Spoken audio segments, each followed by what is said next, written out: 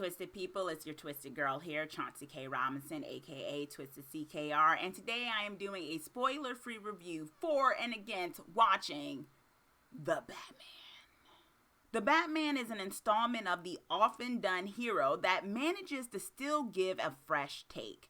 It's heavy, it's dark, and that atmosphere may not be for some looking for a more Marvel/Disney vibe. Let's get into 3 reasons against and for watching The Batman. Against. It's 3 hours long. This movie is long. Like 3 hours. Like maybe 2 hours and 56 minutes. Yes, it is a long film. And I think many of us have come to just kind of accept that a lot of Cape Crusaders, superhero films tend to be long, and a lot of movies in general nowadays are just a bit longer. They're not the tried and true 90-minute style. But if you're not necessarily into that and you are kind of like, do I really want 3 hours of Batman, then you may get restless with it, because it does take you on quite a journey. I kind of feel like there's 2 to 3 different stories happening within this film. They all are very cohesive. I'll get into that with the 4 watching The Batman, but it's definitely going to take you on a ride, and you may get the sense of maybe they could have broke this apart. Maybe it didn't need to be 3 hours. But if you're not really feeling that kind of length, then yeah, no. You wanted the Joker. This is a Batman movie that is about Batman. It's about Bruce Wayne. It's not a Joker film. And I want to point that out, because you have people who are Batman fans, but in reality, maybe they're more Joker fans than Batman fans. Or maybe they're more about the dynamic between the Batman and Joker, and they kind of want that, or they kind of want a Joker sort of villain. That's not the kind of villain that we have in this film. I welcome that, to be honest with you. I am Joker fatigued when it comes to the Batman lore, but I could see how some people who have come to expect that and kind of want that dynamic might be a bit disappointed that that is not the dynamic or the kind of villain that you will get in this film. You want more jokes and lightheartedness. Okay, so let me be clear. I think there are some very funny moments in this movie, and I think they're intentional. The humor is different, though. If you are expecting like a straight up, joke break, a straight up kind of, here's a silly moment that kind of breaks the ice sort of a thing, then yes, you will be disappointed, because this movie is very heavy. I mean, it's Batman. Batman has always been a sort of heavy lore, except for like the 1960s version with the awesome Adam West. But aside from that, it's always kind of had a little bit of a dark tone to it, at least when it's done right. And so I appreciate the fact that the humor didn't break that apart. With that said, though, there is humor in this film. It's just dry. It's dry humor. It's dry wit. It's one of those things where if you're not really paying attention, you may not get that that's sort of the joke. You know, it's very deadpan, some of the moments that happen, but they're very funny when you notice them. But I think if you're wanting something more overt to kind of break up the sort of heaviness and dreariness of Gotham, then you will be disappointed. Reasons to watch. A layered story. This is an epic Batman saga. This is a movie that will take you on many stories within it.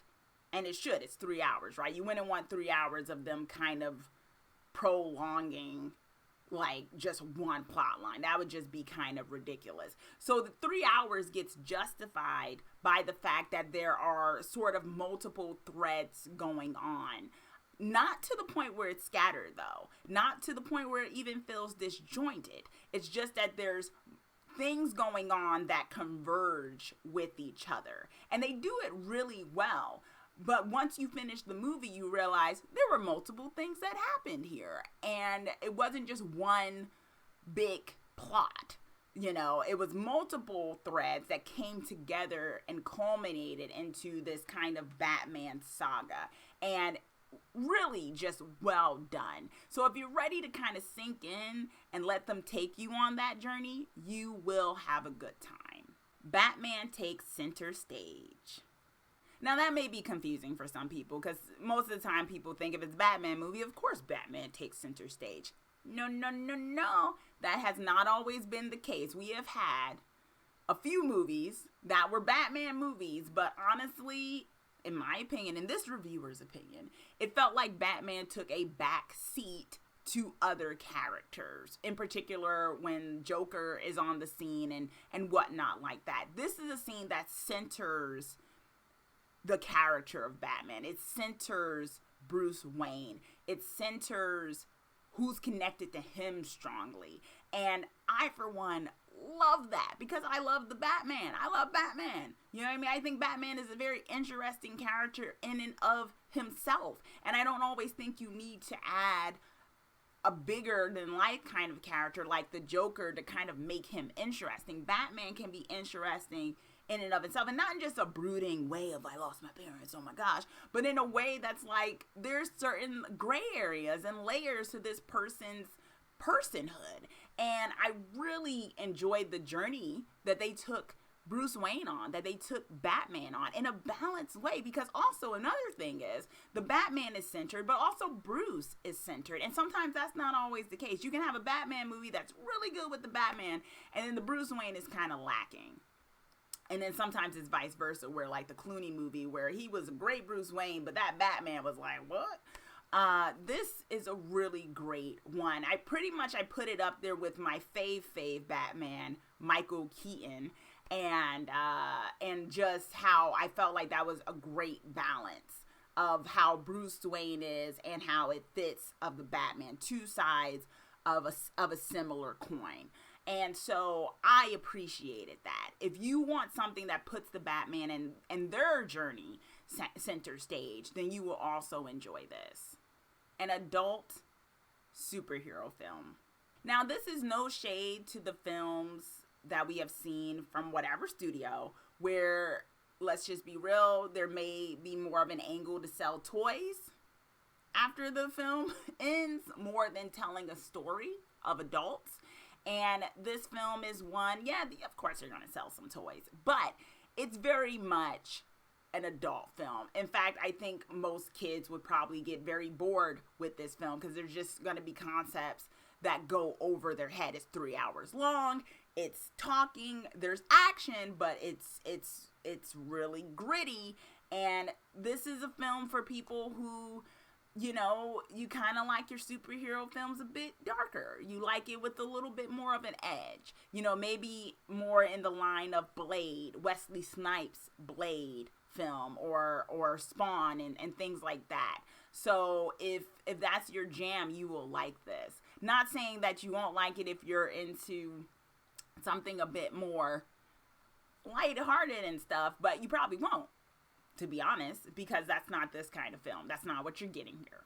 My grade for the Batman is an A. It's a superhero film that is adult, edgy, bit heavy, but it does what it is aiming to do, which is entertain you, but also make you think a little bit about the concept of what it means to be a vigilante.